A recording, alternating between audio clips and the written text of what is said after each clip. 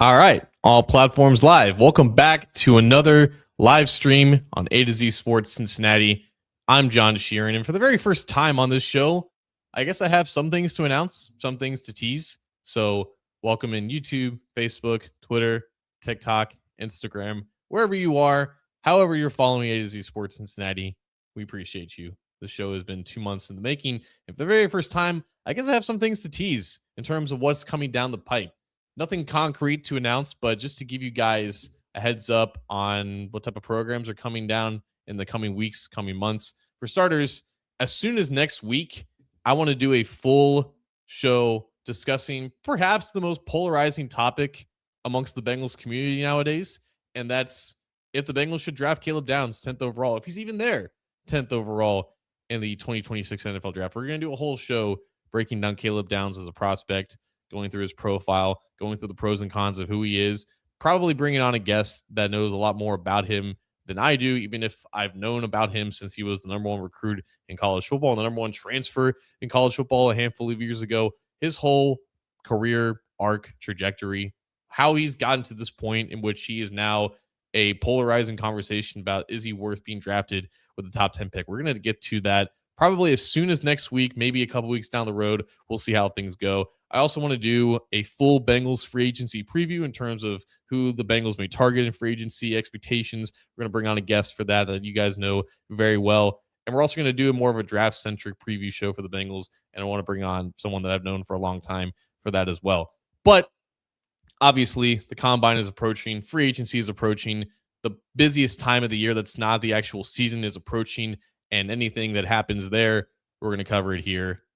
My schedule be damned, honestly. But that's just some things to expect. But tonight, I do want to eventually get to a rundown of the Bengals free agents technically on their roster right now with expiring contracts that will expire when the league year begins in March. Because before the Bengals even get to, offering contracts to players that can make the team better from other teams, they have to send out offers to their own free agents, at least the guys that they want to bring back.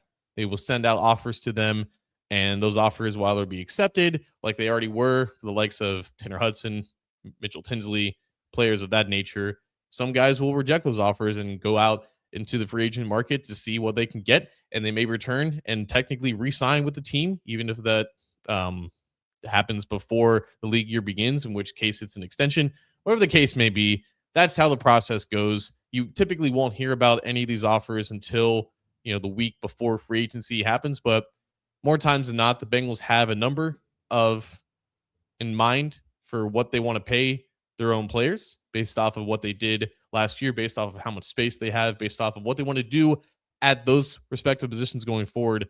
And we're going to break down the entire list of free agents that the Bengals have. Again, they've already re-signed a couple of guys, a handful of guys, but there's still, I think, about 15, 16 players that they need to make decisions on. And we're going to go through all that here in the heart of the show. But to start off, I delayed the show to Wednesday instead of its normal scheduled time of Tuesday, because even if the Pro Bowl and the process of voting guys in and what the Pro Bowl is as a product now, it's definitely not what it used to be. It definitely means a lot less than it did even 15 years ago. It's still interesting to see what goes down, what transpires, what people say, what people hear from an event in which some of the best players in the NFL all congregated into one space, and now they're combining it with Radio Row in the lead up to the Super Bowl. So I was interested to see from a Bengals perspective what last night entailed. And my biggest takeaway is, of course, Joe Burrow, the guy that is the fourth Bengals Pro Bowler this year, technically the third alternate of the four, because Jamar Chase was the only player who competed last night who was actually voted into the original roster because he was the best receiver in terms of statistics and production in the AFC. And then following him was T. Higgins, who was a second alternate because of Zay Flowers dropping out for the Baltimore Ravens. Joe Flacco goes in as an alternate because the AFC is desperate to find a quarterback to pair with Shadur Sanders for the roster. And then I suppose someone else drops out, and all of a sudden, Joe Burrow, who only plays in 8 games in the 2025 season and finishes on a high note, but still barely plays the season, just like Joe Flacco barely played. And the Bengals have 2 Pro Bowl quarterbacks. I think it's the first time that either the AFC or the NFC has two players representing in the Pro Bowl. Both players play, and both players are slinging it. And of course, the AFC's first touchdown is a trick play in which Joe Burrow passes to Devon Achane, and then Achane passes it back to Burrow behind the line of scrimmage. And then it's flag football. No one's actually out there running and wanting to do anything.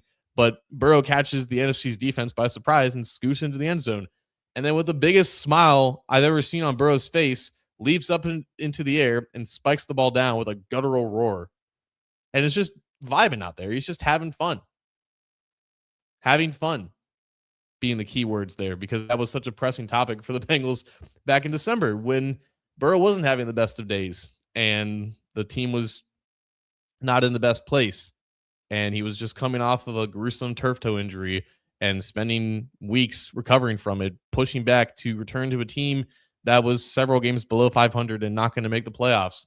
And everyone in the world who cared about the NFL made a big deal about Joe Burrow not having fun and how it meant and what it meant in terms of what he felt like playing in Cincinnati and staying in Cincinnati. He had no good reason necessarily to prove himself in the Pro. Like, no one proves himself in the Pro Bowl anyways. And Burrow coming off of a season which he was injured, no one would have blamed him if he would just sat out and then spent some more time, doing whatever he like, traveling, going on vacations, which he was doing, beforehand, just in the middle of his offseason, resting his toe. I still don't think he can move his toe backwards. So I don't know if he had to wear special shoes for the flag football game that happened last night, but he wanted to play. He got invited and he wanted to partake in his third Pro Bowl, and he had a blast doing so. Drawing up these trick plays like it was backyard football and just having fun with some of his best friends, and obviously Jamar Chase, T. Higgins, and just some of the other players that were there. Then he was asked, I believe, by I think it was an English or a British reporter about his soundbite in terms of having fun and not having fun. And he said, "Yeah, of course I'm having fun. I enjoy being in Cincinnati. I want to be in Cincinnati. Sometimes you're just not having a good day, and that bad day happens to fall on a day in which you're supposed to speak to the media." So a lot of people have been making it about how, Burrow's officially put all that to bed in terms of any speculation. I know a lot of Vikings fans are still wanting, the Vikings, to do everything in their power to trade for Burrow, despite the fact that the Vikings don't have a general manager to construct that trade at the moment. But it was just fun to see Burrow have fun, I guess. We saw that in a couple of games at the end of the regular season against the Dolphins and the Cardinals when he was, dotting them up, those defenses respectively.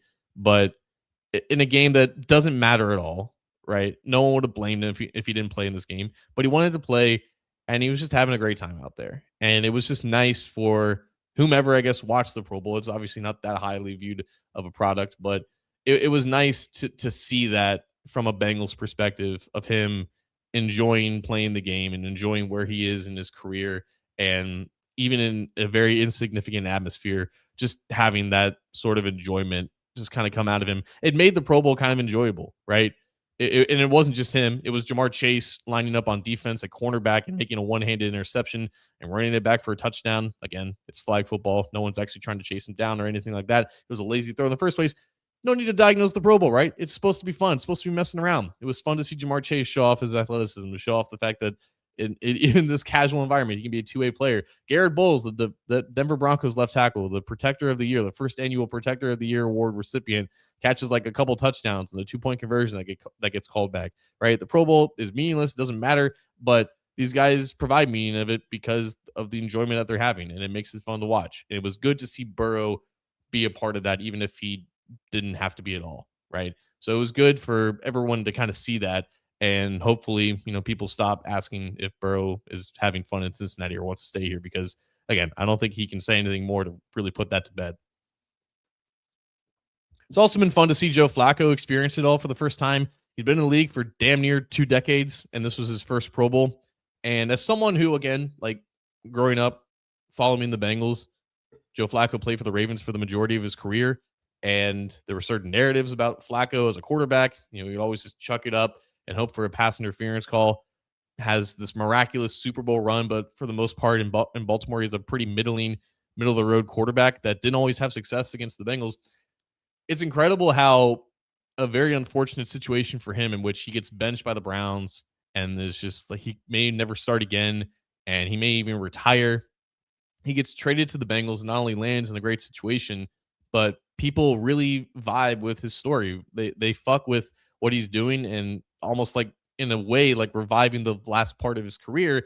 And people want to talk to him. People want to get to know him. And he's been in front of a microphone, I think, more times in the past 3 months than he's been in his entire career. And the media is starting to care about him, and they're starting to learn more about who he is as a person. It's almost like his whole image has been kind of reborn. And it wouldn't surprise me if he lands a contract that is larger than maybe what the Bengals are wanting to give him to be a backup again, just because of kind of his reemergence, I guess, as a figure in the NFL and someone who can clearly compete and function a competitive offense at quarterback, so long as he has the weapons, obviously. But it was also really fun just this week and at the Pro Bowl to see Flacco have a good time and be more involved in the media. And I think a lot of people are learning a little bit more about Joe Flacco, including myself. I've learned a lot about Flacco over the past few months. My perception of him has changed dramatically, and I feel like that's the case as well for many other people outside of Cincinnati. And I really hope that if it does end up getting him another opportunity to start, then so be it. But that's enough about the Pro Bowl. Obviously, Chase and T. Higgins both caught some touchdowns, and they had a lot of fun. They have a new podcast coming out, partnered with Overtime. So that's a cool thing for Bengals fans to consume. I think it's dropping later this spring, and it won't just be about football, obviously. Chase is very involved in terms of streaming on Twitch. He has his own YouTube channel. T. Higgins has been featured in that YouTube channel, driving around their Ferraris and Lamborghinis near Cincinnati, a place called Rabbit Hash. If you know about Rabbit Hash, let me know down in the comments. But apparently the mayor is a dog, and it's a place where a lot of people with luxury cars like to drag race and things of that nature. So there's a lot more about Jamar Chase and T. Higgins that I think Bengals fans don't know. And this podcast called Chasing Number One is going to be an opportunity for a lot of you guys to learn more about him. So that's exciting as well. Even when there may not be a lot of Bengals news coming out in April or May, we got two of the best players there chopping it up and talking about life and everything like that. So that's enough of the Pro Bowl. Let's get to some coaching news, I guess, for rounding out the AFC North. The Baltimore Ravens hired defensive coordinator Anthony Weaver from the Miami Dolphins. They also hired Mike Mickens, who was a former UC Bearcats cornerback, and he was the defensive backs coach for Notre Dame. Hired a great offensive line coach, Anthony Ledford, from the Atlanta Falcons. Jesse Mintzer's putting together a really good staff in Baltimore, and I think if there was a way for them to kind of rebound off of the middling mediocrity that they've had over the past couple of years and not really getting it done in the playoffs, they're certainly taking the right steps to do that. I can't say the same about the Pittsburgh Steelers or the Cleveland Browns, and I think what's happening with the Cleveland Browns is frankly hilarious. To sum this up, the Cleveland Browns and their hiring committee and general manager Andrew Berry, they want to hire Rams pass game coordinator Nate Scheelhaase.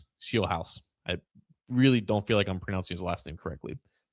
But Scheelhaase doesn't want to keep Jim Schwartz as defensive coordinator. And this is the whole reason why Grant Udunski, who is the offensive coordinator for the Jacksonville Jaguars, he bows out of the race to be the Browns head coach as well, even if he was a prime candidate to get that job as well. The Browns desperately want Jim Schwartz, their defensive coordinator, to stay in the building. And they will only hire a head coaching candidate who is also okay with that.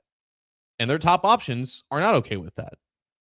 So they interview Scheelhaase, and once they realize that they're not going to be able to keep Schwartz if they hire this guy, then Schwartz becomes the favorite to land the job, according to Browns media, like Mary Kay Cabot. And the Browns are taking their time deciding all of this.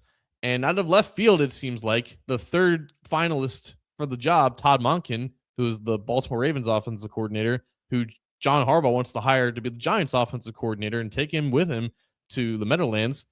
Todd Monken becomes the Browns head coach because Monken, who is, I think, in his late 50s and hasn't been a head coach since the late 2000s and hasn't been a head coach since he was a college head coach, has only been offensive coordinator at the NFL level, even if he's, really late into his coaching career. He's okay with having Jim Schwartz as his defensive coordinator. You know who's not okay with Todd Monken being the head coach, though? Jim Schwartz. So Schwartz reportedly is royally pissed off at the Browns for being passed over for this promotion. Of course, the Browns defense has been their only saving grace in the 3 years that Schwartz has been there. The Bengals certainly know all about that. as Joe Burrow's offense has only been able to eclipse 24 points, I think, twice in their 6 meetings since Schwartz was hired there. Obviously, Myles Garrett and Denzel Ward and other pieces to the defense have had a lot to do with that. And a lot of, Browns writers and media members have said that Jim Schwartz is not as valuable to this operation as obviously the talent that makes the defense go.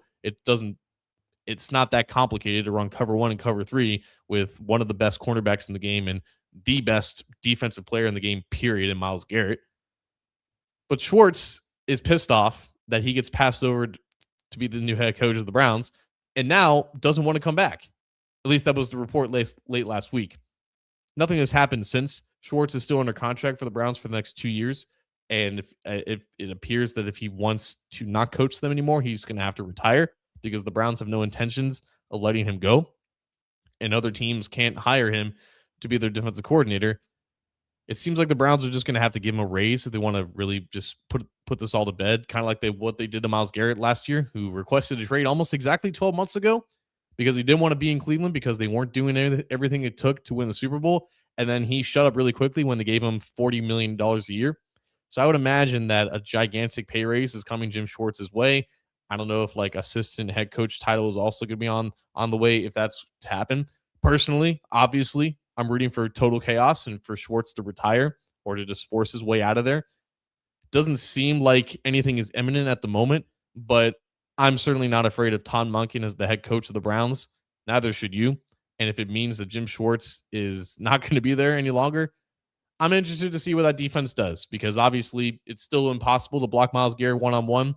And even if Denzel Ward had somewhat of a down year and probably didn't deserve to be a Pro Bowler, still a pretty good cornerback. And both those guys are going to continue to play well against the Bengals, at least for the next couple of years, no matter whom the defensive coordinator is. But it would be nice to see what they look like without arguably the best defensive coordinator in the league. As far as defensive coordinator news goes as well in the AFC North, Patrick Graham is the Steelers' defensive coordinator. And this was interesting because if you remember last year, Patrick Graham was the first defensive coordinator candidate that the Bengals interviewed after they fired Lou Anarumo. Graham was the defensive coordinator for the Las Vegas Raiders for the past couple of years. And then he had the chance to leave when they fired, who did they fire? Did they fire Josh McDaniels? I think it was Josh McDaniels who got fired. And then they eventually hired Pete Carroll, and then Carroll retained Graham. But Graham was one of 2 finalists to be the Bengals defensive coordinators last year.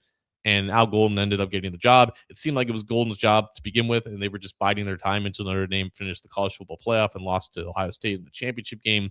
But Graham was ultimately passed up on being a defensive coordinator in another city. So he just bided his time, spent another year losing with the Las Vegas Raiders, and then becomes Mike McCarthy's defensive coordinator for the Pittsburgh Steelers. I don't know if Graham has any resentment about being passed up for a college defensive coordinator in Al Golden, who clearly was well in over his head last year with the Bengals, but it is somewhat of an interesting storyline to follow. And maybe more noticeable or more notable for Bengals fans, Graham's defensive line coach is none other than Domata Peko. This hurt. I don't know, it shouldn't as much as it does, but when I think back to my childhood of watching Bengals Steelers, Peko was just a quintessential figure in the orange and black. Obviously, there's that moment in which he pancakes Troy Polamalu as a lead blocker on the goal line package. It's always nice to see a defensive lineman line up there in fullback and just go downhill and do the opposite thing that he was tasked of doing for 11 years in Cincinnati. But that was the peak of the animosity between the Bengals and Steelers. And obviously the Bengals have, they signed James Harrison for a year. James Harrison, obviously one of the best Steelers of all time. One of their best free agents of all time was Mike Hilton, who was a former Steeler, and he got a start with Pittsburgh, and Hilton had his best years with the Bengals, right? So the Steelers have experienced, the Bengals kind of stealing their players, at least on the roster. It's going to be weird seeing Peko and his long hair being on the Steelers sideline, coaching at least partially Joey Porter Jr. And of course, Joey Porter, when he was a coach during the playoff game that Peko lost with the Bengals in 2015, and he was pulling Reggie Nelson's dreads while the whole, chaos was going on with Vontaze Burfict and Antonio Brown and that whole fiasco. So it is weird to see just such a quintessential Bengals figure now be a part of the Steelers in that fashion, but good for Pecco, I guess. This is his third year in the coaching ranks. He got to start coaching under Mike Zimmer when he was the defensive coordinator for the Dallas Cowboys in 2024.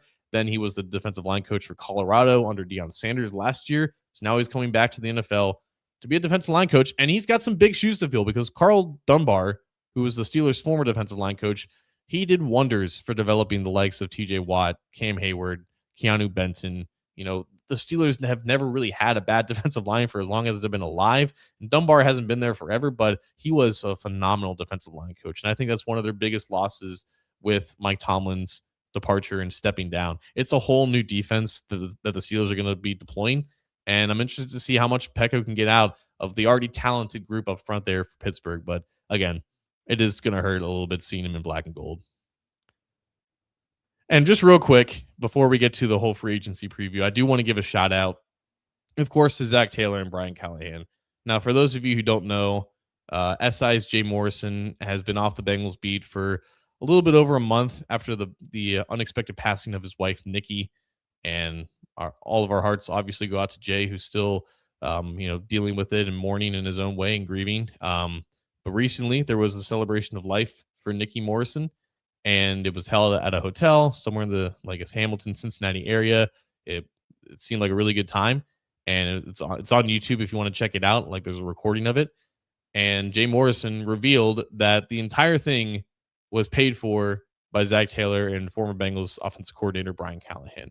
Now, Zach Taylor, right after the passing of Jay's wife, he made it known during his first press conference that he was thinking about him, and he sent his condolences publicly. And I think it's very rare for a head coach to look out for a member of the media like that, especially Jay is one of the best in this business, one of the best on the beat, and he's always been honest. He's always been very real about his thoughts on the team and his reporting. And not everything that he's ever reported has been particularly the best and most kindness to Zach, right? He doesn't have this agenda of looking out for Zach and his image and everything like that. So for Zach to still step up, unprompted, mind you, and pay for the entire celebration of life along with Brian Callahan, just hey, put it on my credit card. I just want you to worry about, running the show and doing what you need to do, but don't worry about the money. I can take care of that. I think it speaks volumes about who Zach is as a person. And it is up to us to really separate the person from the professional here and what they do at their job. And, it's still our job to report on what Zach does as the head coach and, all the things that entail with that. But as a person, I don't think anyone can deny that he's got a heart of gold. And I really think that he does fit the city in that regard. I think he is truly a Cincinnatian. And it was a really heartwarming and nice story that was revealed by Jay Morrison and then reported on by the Inquirer's Kelsey Conway. So shout out to Jay, shout out to Zach. That's awesome in the face of such a tragedy.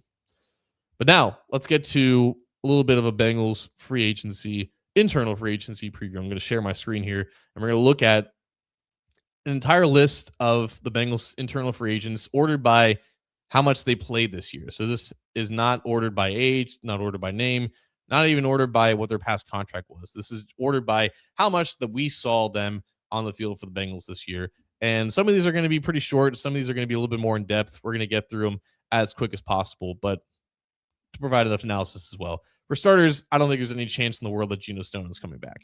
Geno Stone played 93% of the snaps of the defense this year. Surprisingly, a lot more than I think I would have expected, considering how Stone's season played out. The fact that he was on an expiring contract, and maybe they should have probably wanted to see a little bit more about what Tyson Anderson was at safety, or maybe a Dijon anything once he came back from injury, or even a PJ Jules. Geno Stone was definitely not good enough to warrant being out there and being uncontested for that starting job. Maybe it's more of an indictment about who the backups were and who they were in practice and everything like that. But again, I've been on record for this. I would just be absolutely stunned if the Bengals brought back Geno Stone, period. And the only way that it could happen is if they bring him back on the smallest veteran minimum deal that they could find or that they could offer. And I don't think that Geno would even want to accept that. I think he'll get a little bit more money than that from some other team to be a backup or to be, challenged to be a starter. It's just not going to be here. I don't see it. I don't see how the last 2 years can indicate any sort of confidence that giving him any more money is within their best interest. He signed a 2-year deal. It didn't work out, and the Bengals do a pretty good job of realizing that when it's time to move on. Even if he is still only 26 years old, he's going to be 27 this coming season. I just don't see it. So Geno Stone is not going to be a Bengal in 2026. I'm pretty damn confident in that. On the other side of the fence, though, Dalton Risner, who played 69% of the snaps this year for the offense, most of it happening in the later part of the season. And I think more likely than not that he's back. I'm not entirely comfortable saying that he is for sure going to be back, because there is always that possibility that he gets an offer from the Bengals, and it's maybe a little bit more than what it was this past year. Maybe it's only a 1-year deal, right? At the end of the day, Dalton Risner is going to be 31 this year, and the Bengals don't offer a lot of multi-year deals for players over the age of 30, especially not with guarantees, right? Dalton Risner didn't play any better or worse than who he's always been, and I think that plays into the Bengals' favor, because if the guy has basically been the same player that he's always been, and you paid him about $1.5-2 million this year, if that, right? I think they're well within their rights to not give him that large of a raise. I personally would just give him like 2 years, $5 or $6 million, and call it a day, and have him not even wanting to test the open market at that point, just to get it done. But that's not how the Bengals operate. They will offer him a slight raise based off of last year, and it's up to him whether or not he wants to test the market to see if he can get a little bit more. But again, whenever he's tested the market in his past, he's often heard crickets in March and April, and he doesn't end up signing until like May or August or September. So again, I think the Bengals can get this done. I would put it more likely than not that he is back, because he did prove to be a good starter for them and really completes the rest of the offensive line. There's clearly a lot of support within that locker room to get him back, particularly from Amarius Mims, from Ted Karras, the two guys that he played next to along the offensive line at right guard. So I think he's back. I'm not guaranteeing it in pen and writing, because anything can happen in free agency, and especially because he's on the older side and he's a position that the Bengals don't like to prioritize that much. But I think he'll be back. I'm not entirely sure about Joe Flacco, though, who's next on our list here. He played 62% of the snaps last year for the Bengals, or I believe that also includes the Browns, because he didn't play the majority of the season for the Bengals. But this just goes by how much he played, period, in terms of the last season, regardless of what team you're on. Joe Flacco, like we talked about, he's going to want to start again. He's going to want at least an opportunity to basically what he had last year in Cleveland, because Cleveland brought him in. He was the training camp starter. He was the week 1 starter. They weren't going to start Dylan Gabriel or Shedeur Sanders over him to start out immediately. See what he can do in the first month of the season. And then if he's good, if he's passable, if he's keeping you in games or he's winning games, he's going to keep starting, right? But the Browns obviously didn't do that. He was not good in Cleveland. They benched him, and then they eventually traded him to a division rival nonetheless, right? So the Browns didn't think very highly of Joe Flacco, and he's, again, completely rectified all of that negative momentum that he had in the first month of the season. And I think he's now in a position again where, like, hey, like I'm going to be 41, or I am 41 now. I still want to do this. And if there's any team out there that is even remotely questioning their validity of their current starter, who's maybe on the younger side, I'm available. I'm available to sign, come in, and take the reps in training camp and start immediately. Maybe it's a situation in which he doesn't want to sign until the later part of the training camp. Maybe at this point he's just done in terms of going through an offseason with the team. And a lot of older veterans do that. And I think especially because he just came off the couch, essentially joined the Bengals, had one walkthrough with the team, and immediately looked more competent than their backup on the team already in Jake Browning. I think that can lead him to basically just sitting out of free agency entirely and just letting offers come to him when teams are even more desperate, when maybe injuries happen at the quarterback position. So, and he's definitely deserved that. He's definitely earned that right at this point in his career, especially when teams now know that he can still do this. So I'm going to say right now that Joe Flacco is not back. I'm going to say that they're going to look at a younger and potentially cheaper option for someone who's not fiending to start, if you will, who doesn't have as much leverage to start. It definitely doesn't have as much leverage to make premium backup quarterback money. I don't think that's something that the Bengals are going to be prioritizing, despite the fact that clearly there's value to it, right?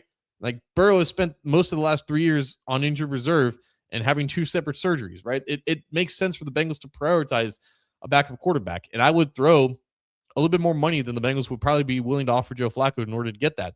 But I think at the same time, Flacco doesn't want to take an offer right now when there could be more of a sure thing when August or September comes around. So right now, I'm going to say that Joe Flacco is not back for the offseason for the Bengals, but maybe something changes in August and September. I'm also going to say that Joseph Ossai is not going to be back for the Bengals. I think the Bengals' evaluation of who Joseph Ossai is, I think that hasn't really changed. And his production this past year it was about the same as it was in 2024 when he signed a modest 1-year, $6 million deal. I could see this as a situation in which it could be like BJ Hill, where no one really expected BJ Hill to be back in 2025, but he ended up, in their eyes, being the best option for them at defensive tackle, and they paid him about the same relative to what the cap was a couple of years beforehand when they first re-signed BJ Hill. So I could see a situation like that, but I do think that they're going to have more options on for the defensive end market. Guys who are similar in terms of age as Ossai, similar in pedigree, but just provide different things and can be more productive for Al Golden's defense. So I'm going to say that Joseph Ossai will look at the Bengals offer and think to himself, I can probably get more from another team who is more interested in maybe opening up my skill set compared to what the Bengals have been doing for the past 5 years. So I'm going to say Joseph Ossai is gone. I'm going to say the same thing with Noah Fant too. I was really excited when Noah Fant joined the Bengals in the beginning of training camp last year, but I think he just had a really unfortunate season. 3 fumbles that were returned for touchdowns last year. I think all from him, or at least 2 of them. I think the Bengals had like numerous ones like that, and more than like any team that we've seen in recent memory. Noah Fant was responsible for more of them. I don't think he's a bad player. I never really thought that Noah Fant was a bad player, but there was a reason why he was cut by the Seahawks late last year in the offseason and only signed for about $3 million. He was hoping to cash in this offseason to do what Mike Gesicki did last year and bet on himself, but I don't think he's going to have that big of a market, and I think the Bengals are maybe going to want to look in a different direction at tight end. It just never quite clicked for Noah Fant. It wouldn't be the worst thing in the world if they brought him back, but I don't think he's going to be that high priority of a re-sign. Same goes for Cam Taylor-Britt. I think this has kind of run its course at this point. He was drafted by a defensive staff that's no longer here. He just spent some time in jail for multiple driving-related incidents and charges on the reckless variety, on the variety of not having a license. He needs to grow up. He needs to get serious, plain and simple. I think he got really comfortable with who he was in 2022 and 2023, and he stopped progressing and didn't take things as serious in 2024. And he had the opportunity to really lock in and be a starter in 2025, and that just didn't happen either. So I don't think his time in Cincinnati is going to continue beyond this, and they're going to wish him the best of luck. And he definitely needs it at this point, because if you can't start for the Bengals defense in 2025, where else can you start? Now I want to get to Trey Hendrickson, and I'm gonna put the camera back on me for this, because this is arguably the biggest topic here. As of right now, I think it's very clear that Trey Hendrickson is not going to play for the Bengals in 2026. I don't think that is up for debate at all. The contentiousness of which the Bengals and Hendrickson have been at odds with one another for the past handful of years. Hendrickson always wanting a real grown-up adult contract from the Bengals that includes guarantees beyond the first year. Them not wanting to give him because they already paid him and they already negotiated a multi-year contract with his agent that didn't have any guarantees. So they don't feel like he is worthy of getting that next level, which Joe Burrow and obviously Jamar Chase earned and essentially forced the Bengals to do so, because there's no reality in which the Bengals could ever afford to have Joe Burrow or Jamar Chase leave. They never saw Trey Hendrickson in that category. If he was maybe a little bit younger, if he was instead of a 30-year-old or a 31-year-old entering last year, if he was instead 27, 26, it would probably have been a different story, right? But I think the timing with Hendrickson never worked out. The Bengals wanted to keep paying him the contracts that they paid him twice. They always want to make sure that they didn't pay him one contract. They paid him 2. They gave him the 1-year bump and extension in 2023. That again, it was just 1 year, so there's no future guarantees involved with that. But they will use the past contracts that you negotiated with them against you every single time. And if you weren't able to get future guarantees the first time, you're not able to get future guarantees the second time. It doesn't matter how much you've progressed as a player. And that obviously, rightfully so, has always rubbed Trey the wrong way. And he said it himself. He didn't want to apologize for the going rates of the defensive tackles or the defensive ends in the NFL that were getting paid the most and getting these future guarantees.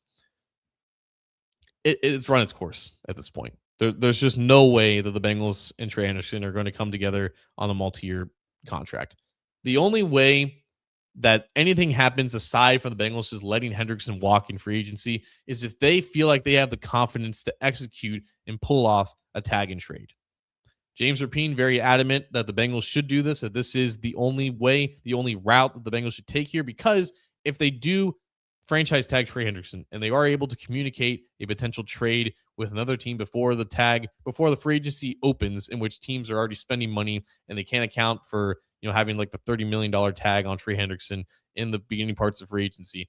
If they aren't able to communicate that trade by then they're probably stuck with Trey Hendrickson for another year, and they probably don't want to pay him $30 million a year, even if he is the best free agent and best pass rusher on the market. What he did last year in terms only playing 7 games, being injured for most of it, I don't think they see the value in that anymore, like they did maybe this time last year, in which they wanted to keep that option open and pay as they go. So I think that unless they somehow have this utmost confidence that they can get the price that they want, which would be at most like a 3rd-round pick at this point for someone who's 31 years old and coming off of an injury-filled season, who just had surgery. Unless they feel confident that they can get an offer that would satisfy them in a 2-week span, I just don't see this happening. Excuse me. So I think the most likely scenario here is that Trey leaves and the Bengals don't tag him, and that they hope that they get, at most, again, a 3rd-round compensatory pick in the 2027 draft. That's without them having to do anything. They just let him walk, and they operate in free agency like they would normally. And maybe if the scales tip out in their favor, they get a comp pick just like they did with Jesse Bates in the 2024 NFL draft. Jesse Bates obviously left in 2023. So I do think it makes sense to tag and trade Trey Hendrickson, but I just don't think the Bengals want to deal with that or have the bandwidth. They feel like they have the bandwidth to even do that. I don't think they have the confidence in themselves to even do that. Not when they can just get a compensatory pick if the chips fall in the right way in the next year. So that's what I expect to have with Trey Hendrickson. Mitchell Tinsley is brought back. So let's go ahead and pull it back up here, share the screen with our free agent list. And we'll go through the rest of these a little bit quicker now. Now that we're getting to the bottom of the roster, guys. Jalen Davis, I think, is coming back. I do. He ended up being a fit for what Al Golden wanted as a slot defender. He was good enough where they moved Dax Hill to the boundary and they kept him out there. And it seems like Dax Hill found a little bit of a better home out on the outside at cornerback. So Jalen Davis, only 30 years old, has never been paid like any significant contract before. So he's not going to have that big of a market. Especially considering the fact they only started like a handful of games at the end of the season. So I think the price is going to be right. I think they're going to want to have at least a placeholder at slot cornerback just to see like if there's any options in the draft that they want to take a chance on. Maybe compete with Josh Newton in the offseason to start there. But I can see a very, very modest like 1 or 2 year deal here to bring him back. Cam Sample's an interesting one. They re-signed him on a 1 year deal after he got injured in 2024. And he's always been the same kind of player, just to round out the defensive end group. I can see him back for another similar type of deal of that nature, but I wouldn't be surprised if they look to move on. It can really completely reshape that defensive end room entirely. Jake Browning, this is tough. Excuse me. I don't think he's coming back. I think the fact that he proved incapable of lasting as a spot starter, as someone needed to play when Joe Burrow got hurt, the fact that they were moved to pull off a trade that they never traded before, they never pulled off before. A midseason trade for a starting quarterback is completely against everything that the Bengals have ever done, and that was necessitated because Jake Browning failed so catastrophically as a backup quarterback who was developed within the system for the past 5 years. He had a great story in 2023, and that was the whole reason why they had confidence in not bringing in a quarterback immediately when Burrow went down in week 2 this year. The fact that he failed so clearly as a backup in 3 games. Yes, it would be very easy to bring him back, and maybe there is going to be a vet minimum type deal as like a third quarterback, but I really do think that they're going to be looking at a cheaper and at this point a younger backup quarterback because Jake Browning is going to be 30 this year. He's no longer this younger option. He was never really younger than Joe Burrow to begin with, but it was just because Joe Burrow was also considered a young quarterback that Jake Browning was considered a young backup. So I could see an option like a Sam Howell, someone who's in their mid 20s who has starting experience in the past, but is not going to cost more than a couple million. And I just think that they're going to feel like they can do better than Jake Browning because clearly they ended up doing better with Jake Browning by bringing in Joe Flacco off the street. So I don't foresee Jake Browning coming back. I could see Tyson Anderson coming back though as their special team savant. I think their evaluation on him has been the same, and the fact that he's never really played any on defense, his price tag is not going to be very high. Maybe this is the case in which Tyson Anderson wants to see if he can have the opportunity to play for another team and have more opportunities to rotate in on defense. But he values himself as a special teamer. He wants to be a Pro Bowl special teamer. He hasn't really gotten there yet, but he's always been really good in that area. And I see no reason why, as the Bengals are going to be looking for a new starting safety, that they shouldn't bring back one of their main backups. So I foresee Tyson Anderson being re-signed. And now let's just quickly go through this. Lucas Patrick, no, probably not. Just because he's on the older side. He was signed desperately to potentially start, and he lasted a half a game there because he got injured, and then he became the backup center because Matt Lee got hurt. So maybe they bring him back as the backup center, but it would be less than what he ended up making this past season because there's no chance he's going to be starting next year. Marco Wilson was also injured for most of the season. Pretty deep at cornerback, the Bengals are, so I could see them potentially moving on here, but it wouldn't shock me if they brought him back for another vet minimum type deal. Jackson Kirkland is technically like a street free agent because he's been on the practice squad injured list, but he's been around for a couple years, just hasn't been able to stay healthy, hasn't been able to crack through the roster, so I could see them moving on there. And then finally, Brian Asamoah, who was a midseason addition at linebacker, more of a special teamer, I can see him being brought back on a vet minimum deal. Cordell Volson, finally, who was injured for all of last year, not drafted by Scott Peters, the offensive line coach, didn't really break through in terms of training camp and preseason, so I could see them moving on there. So in terms of guys who I'm more confident than not are going to be brought back by the Bengals, I would go with Dalton Reisner. I would go with Jalen Davis. Cam Sample's like a 50-50. Tyson Anderson for sure. And then everyone else, either 50-50 or not being brought back. The Bengals, at the end of the day, right now, currently have 62 players on their team. And this is more than what they're used to having at this point in the offseason. Typically, that number is more towards like the lower 50s. And by the end of free agency, they've then ended up getting to like the mid 60 mark. And it's always like a math game because the Bengals typically have like 7, 8, or 9 draft picks. So that adds to the list. And then they end up signing like a dozen or so more undrafted free agents. So eventually they end up getting to like the 88, 89, 90 mark by signing a handful of free agents, by drafting a little bit under 10 draft picks, by signing like 12 or 13 undrafted free agents. Right now, their roster is at a point where like their roster has as many players as it typically does after they re-sign a bunch of guys and then sign free agents, which indicates to me that I don't think we're going to see a lot of internal free agent signings. And you probably shouldn't after you go 6-11, but just going through that list and the 15 or 16 players that they have potentially to re-sign, along with the guys that they could cut, I don't expect them to cut more than like 2 players this year, but still that can offset some of the re-signings that they could have. But it wouldn't shock me at all if there was going to be 5 or fewer internal free agents that the Bengals end up bringing back. And I think going through all that makes a lot of sense as well. So That's going to do it for this week, though. Been going 45 minutes. I don't know if you can tell, but I'm losing my voice a little bit. I think I'm coming down with some sort of a sickness. I'm really hoping that the sun comes out in Cincinnati and maybe the snow melts a little bit. It probably get my spirits up a little bit. But no, that's going to do it for this week's show. Like I said, we're going to have some Caleb Downs, a full episode about Caleb Downs coming in the near future, maybe in the next couple of weeks, a Bengals free agency preview, a Bengals draft preview centric, and then obviously going through all the rumors, the news from the NFL scouting combine, free agency, and just the whirlwind of news that's going to come out over the next month or two. So stay tuned at A to Z Sports Cincinnati for all your latest Bengals news, analysis, updates every week on here, whether it's YouTube, Facebook, Twitter, Instagram, TikTok, wherever you end up getting your video content for A to Z Sports, you can find us here. Catch you next time.